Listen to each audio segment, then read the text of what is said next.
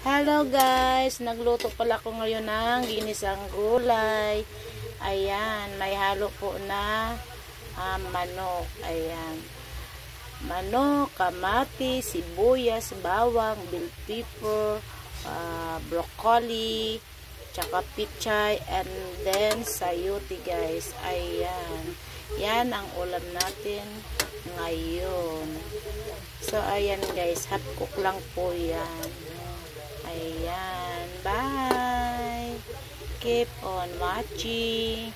Mapaparami na naman ang ating kain ngayong araw na to dahil ilang araw po hindi ako naggugulay. So, ayan.